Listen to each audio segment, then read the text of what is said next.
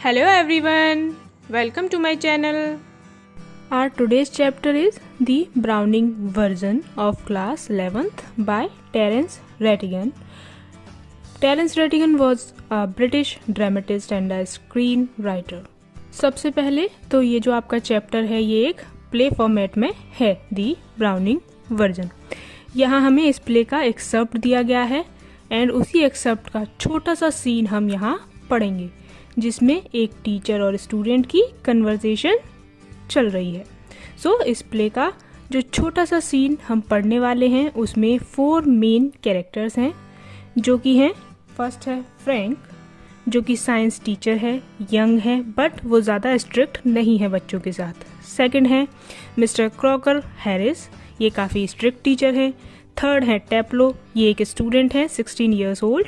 And fourth है Mrs मिली Crocker Harris, ये mister Crocker Harris की वाइफ है। तो ये 4 कैरेक्टर्स हैं हमारे प्ले में एंड मिस्टर क्रॉकर हैरिस कहीं भी हमें नज़र नहीं आएंगे बट इस पूरे सीन में इन्हीं के बारे में बात हो रही है। यहाँ हम सभी इस सीन से रिलेट करेंगे बिकॉज ये है अबाउट स्कूल लाइफ। हम सब के स्कूल में ऐसे टीचर्स ज़रूर होते हैं जो काफ़ी स्ट्रिक्ट होते हैं एंड कुछ टीचर्स काफ़ी ज़्यादा लीनियंट होते हैं एंड उसी के अकॉर्डिंग हम भी उनके सामने अलग अलग बिहेव करते हैं। सेम ऐसे ही यहाँ भी हम देखते हैं टेप्लो अपने व्यूज़ बता रहा है about mister Frank and mister Harris. दोनों टीचर्स के बारे में टेप्लो के कितने अलग अलग व्यूज़ हैं क्योंकि मिस्टर हैरिस स्ट्रिक्ट हैं एंड मिस्टर फ्रैंक जो हैं वो काफ़ी लीनियंट हैं बच्चों के साथ। नाउ आपका प्ले यहाँ से स्टार्ट हो रहा है। तो Frank, do I know you? Taplow, no sir. Frank, what's your name? Taplow, Taplow. तो ये सीन सेट है एक बॉयज़ पब्लिक स्कूल में एंड टेप्लो बैठकर काम कर रहा होता है। इतने में मिस्टर फ्रैंक आते हैं एंड उससे पूछते हैं डू आई नो यू? वो अपना नाम बताता है, my name is Taplow. Mister Frank कहते हैं आई डोंट थिंक कि मैं तुम्हें जानता हूँ, तुम साइंटिस्ट तो नहीं हो, इतना मुझे समझ आ गया है। टेप्लो कहता है कि नहीं सर, अभी तो मैं प्रमोट ही नहीं हुआ हूँ एंड आगे स्टडी के लिए मेरा प्रमोट होना बहुत ज़रूरी है। मिस्टर फ्रैंक पूछते हैं कि तुम्हें अभी तक यही नहीं पता कि तुम आगे प्रमोट हो गए हो या नहीं। तो इस पे टेप्लो रिप्लाई करता है कि सर हमारे जो मिस्टर क्रॉकर हैरिस हैं वो बताते ही नहीं हैं कि बच्चा प्रमोट हो गया है या नहीं, इसलिए मुझे नहीं पता है। फिर फ्रैंक बोलते हैं कि नथिंग रॉन्ग इन इट, ये एक रूल है कि टर्म के लास्ट डे पे हेडमास्टर ही इस बात को अनाउंस करेंगी कि कौन कौन प्रमोट हुआ है और कौन कौन नहीं। इसके रिप्लाई में टेप्लो कहता है कि यस सर, मुझे भी पता है, लेकिन सारे मास्टर्स इस बात को नहीं सुनते। मेरा मतलब है ज़्यादातर टीचर बता ही देते हैं बट मिस्टर क्रॉकर हैरिस नहीं बताते। Frank, supposing the answer is favourable, what then? Taplow, oh science sir, of course.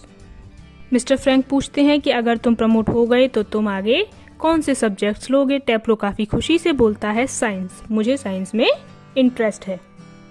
आगे टेप्लो कहता है कि वो जो ग्रीक प्ले पढ़ रहा है उससे काफ़ी ज़्यादा इंटरेस्टिंग उसे साइंस लगती है। कौन सा ग्रीक प्ले पढ़ रहा था वो?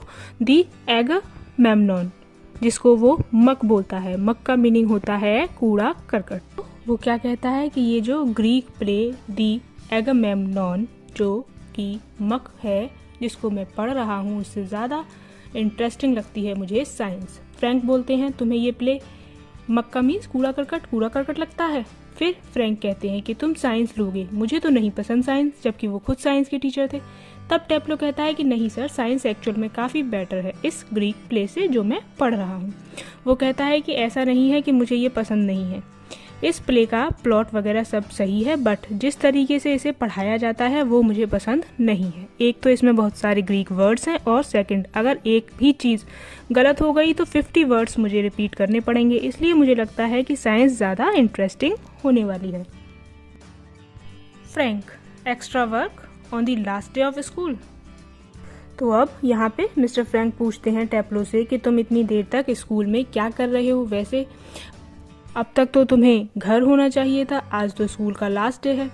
टेप्लो रिप्लाई करता है सर एक्चुअली मैं लास्ट वीक क्लासेस अटेंड नहीं कर पाया बिकॉज मैं बीमार था, सो मैं आज एक्स्ट्रा वर्क के लिए रुका हूँ। एंड टेप्लो को मिस्टर हैरिस ने ही बुलाया था फॉर एक्स्ट्रा वर्क। फ्रैंक बोलते हैं ठीक है, तुम इसलिए रुके हो? तो फिर टेप्लो बोलता है कि बट सर मुझे पता नहीं मिस्टर हैरिस मुझे प्रमोट करेंगे भी या नहीं, कहीं ऐसा ना हो कि due to extra work mister Harris मेरे मार्क्स अच्छे करने के बजाय मार्क्स डाउन कर दें। तो टेप्लो काफ़ी कंफ्यूज है, परेशान है और उसको बुरा भी लग रहा है कि मुझे स्कूल में रुककर एक्स्ट्रा वर्क भी करना पड़ रहा है और फिर भी मुझे पता नहीं है कि मैं प्रमोट हो पाऊंगा या नहीं। बाहर इतना अच्छा वेदर है, मैं जाकर गोल्फ खेल सकता था बाहर, बट मैं यहाँ बैठकर काम कर रहा हूँ। तो टेप्लो काफ़ी कंफर्टेबल हो जाता है मिस्टर फ्रैंक के साथ, बिकॉज उसको लगता है कि हमारे बीच एज डिफरेंस भी इतना ज़्यादा नहीं है, काफ़ी यंग है मिस्टर फ्रैंक एंड उसको उसकी उनके साथ खूब बनेगी। Frank, what was the Crocker Harris said to you? Just repeat it would you? Taplow imitating again, my dear Taplow, I have given you exactly what you deserve, no less and certainly no more. तो यहाँ क्या बात चल रही है, जब वो अपने मिस्टर फ्रैंक के साथ कंफर्टेबल हो जाता है तो वो मिस्टर हैरिस की एक्टिंग करके दिखाता है एंड बहुत ही ज़्यादा स्ट्रिक्ट आवाज़ में उनको बोलता है कि माय डियर टेप्लो, ना तुम्हें ज़्यादा मार्क्स मिलेंगे ना कम मार्क्स मिलेंगे, तुम्हें वही मार्क्स मिलेंगे जो तुम डिजर्व करते हो। तो इस पर मिस्टर फ्रैंक को थोड़ी हंसी आ जाती है एंड इससे टेप्लो थोड़ा और एनकरेज हो जाता है या थोड़ी सी और ढील उसको मिल जाती है। बट फिर उसे रियलाइज़ होता है कि मैं कहीं ज़्यादा तो नहीं बोल गया। तो वो फ्रैंक से पूछता है कि मैं कहीं ज़्यादा तो नहीं हो गया सर? फ्रैंक बोलते हैं हाँ तुम थोड़ा ज़्यादा हो गए। फिर फ्रैंक न्यूज़पेपर पढ़ने लगते हैं एंड वापस टेप्लो को बोलते हैं कि तुम एक बार दोबारा एक्टिंग करके दिखाओ। तो वो अगेन मिस्टर हैरिस की एक्टिंग करता है यही वाली। तो फ्रैंक कहते हैं कि मिस्टर हैरिस ऐसे बिल्कुल भी नहीं है, अब चुपचाप तुम अपना काम करो जो तुम कर रहे थे। टेप्लो वो करता है।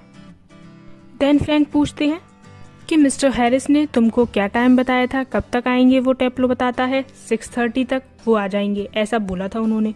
मिस्टर फ्रैंक बोलते हैं कि अब तो 10 मिनट्स ओवर हो गए हैं तो तुम चले जाओ और अभी तो तुम गोल्फ भी खेल सकते हो बाहर। टेप्लो कहता है नहीं नहीं सर, मैं ऐसा बिल्कुल नहीं कर सकता, मुझे उन्होंने ऑर्डर दिया है रुकने को और अगर मैं चला गया तो पता नहीं वो क्या कर दें, क्या पता वो मेरे घर ही आ जाएं या कुछ और।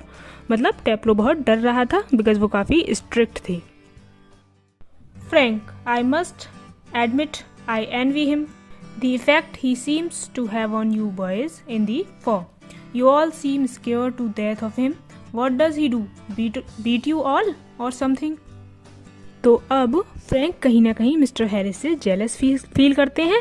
वाई? बिकॉज उनको लगता है कि मिस्टर हैरिस के साथ चिल्ड्रन इतने ज़्यादा डिसिप्लिन्ड क्यों हैं, कैसे उनकी इतनी बात मान लेते हैं। एंड वो टेप्लो से पूछते हैं कि मिस्टर हैरिस का तुम लड़कों पे इतना इम्पैक्ट क्यों है, क्या वो तुम्हें मारते हैं? टेप्लो कहता है नो नो सर, वो ऐसा नहीं करते एंड वो उन टीचर्स में से भी नहीं है जो बच्चों को सैड करके खुश होते हैं।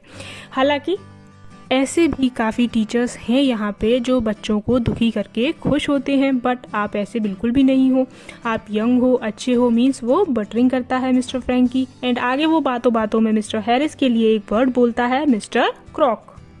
मीन्स इतना ज़्यादा कंफर्टेबल हो जाता है वो एक टीचर के सामने दूसरे टीचर की बुराई करने में कि वो ये भूल जाता है कि मैं दूसरे टीचर के बारे में बात कर रहा हूँ, उनको रिस्पेक्ट देनी है। उसके मुंह से मिस्टर हैरिस के लिए निकनेम निकल जाता है, mister crook.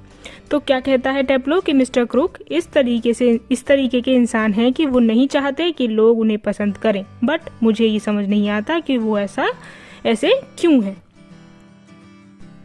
Tableau, no sir, I am not. Informed the other day he made fun of his classical jokes. Of course, nobody laughed because nobody understood it, myself included. Still, I knew he had meant it as funny, so I laughed.